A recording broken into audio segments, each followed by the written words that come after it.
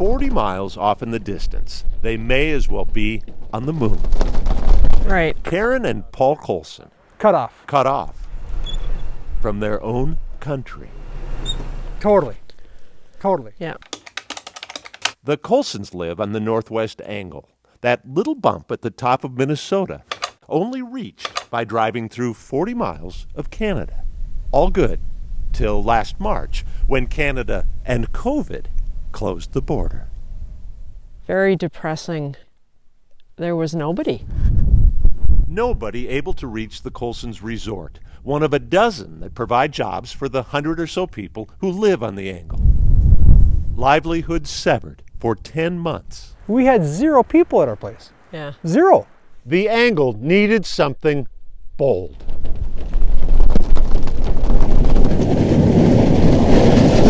Then someone floated this. I thought it was kind of crazy.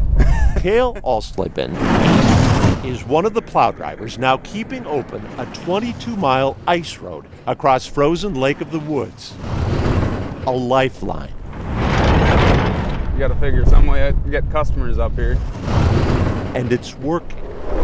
2 weeks since the opening, the Northwest Angle Ice Road has returned life to the northernmost tip of the lower 48. Drive your 25 mile an hour and take your time and away you go. A highway on 20 inches of ice, complete with bridges over ridges. Oh yeah, my wife was very skeptical about me coming out here. And when you do see the plow trucks going, it makes you feel a little more comfortable. Ice fishers and property owners. It's worth this $500 pass. $500 for the season, or $145 per round trip, to cover costs of constant maintenance.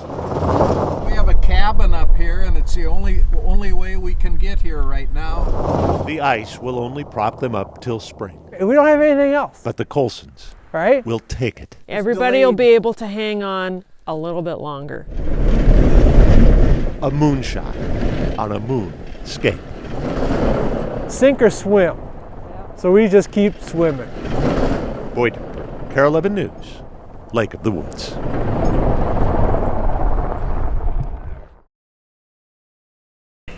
Tape it aside, tape it back. Cool.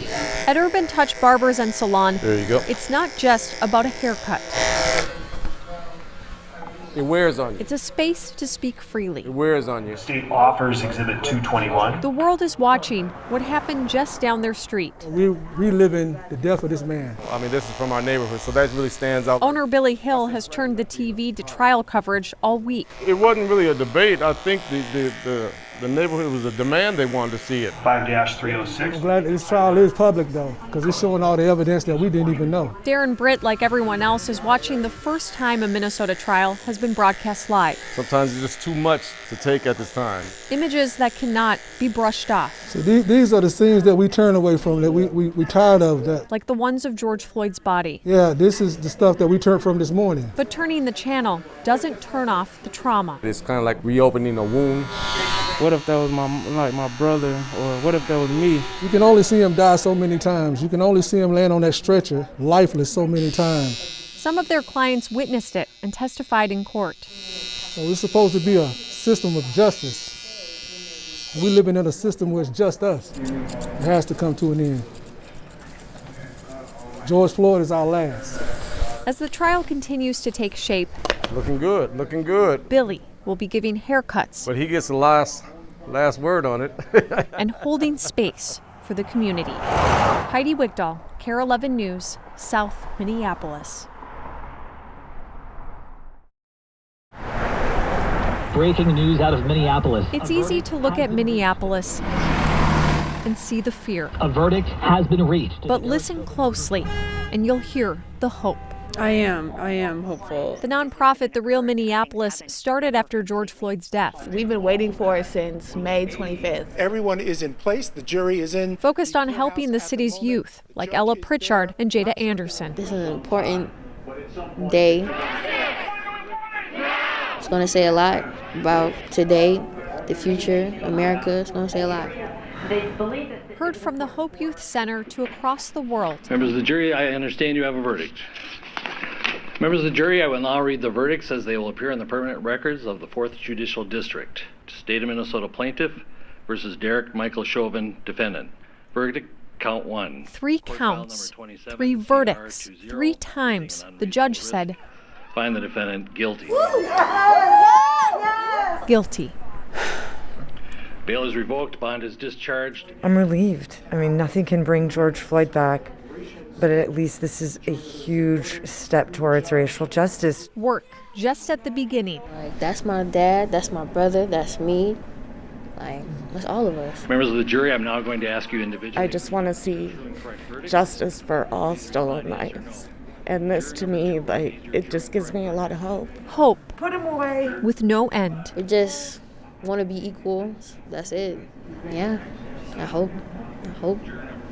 In South Minneapolis, Heidi Wickdahl, KARE 11 News. Number 55, are these your true and correct verdicts?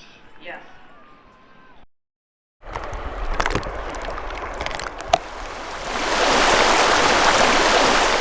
When he first bought his hunting land amid the bluffs and cornfields of Pierce County, Wisconsin, this is the Rush River here. Roger Nelson was attracted to the scenery.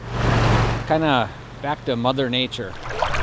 Then it was just a matter of time until nature joined forces with Roger. It's amazing. It's worth the drive, definitely. Barb and Steve Milburn drove from Rochester to see this for themselves. The creations about which everyone who stops Beautiful. can't stop talking. I think maybe nature had a little help here. A little help from a man who knows water. Well, I'm a plumber, so it was kind of natural. A plumber whose hunting land just happened to be loaded with this.